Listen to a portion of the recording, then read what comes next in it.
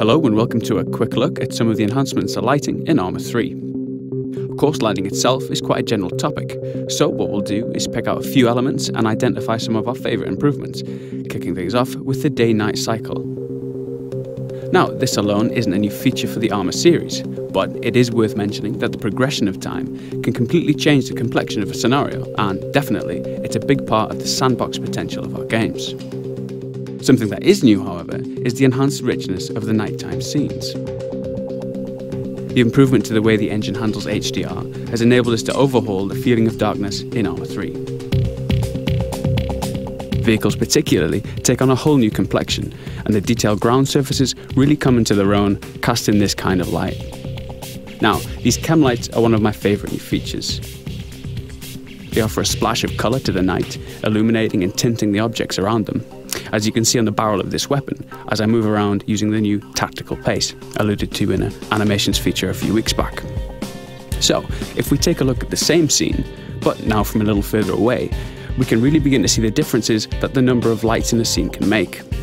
The flashing lights there are from a chopper, and the sweeping beam is its searchlight.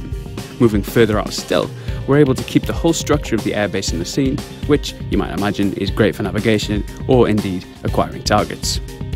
In our Stratus showcase, we saw a glimpse of the new muzzle flashes. Now let's take a look again, this time using something with a little more punch.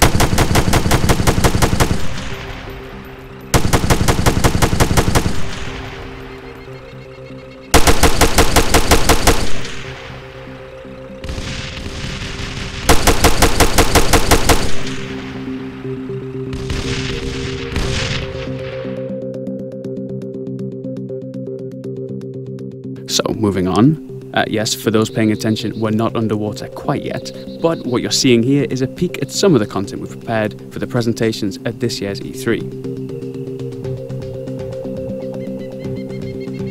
If we hop across to our elite Tier 1 operator, we'll jump into our diving showcase. This section demonstrates a number of new features, but of course here we're most interested in the lighting. Looking past the fish and through the surface, we can see the clouds and the underwater shading effects on the surface of rocks, seabed, etc. Things like these subtle particle effects zipping past and the seafloor clutter also really add to the overall impression of being underwater.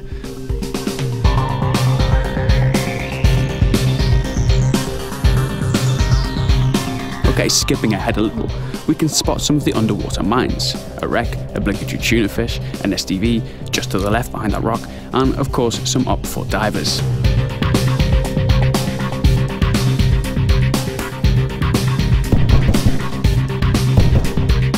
So that just about wraps up what we've got time to show for you now.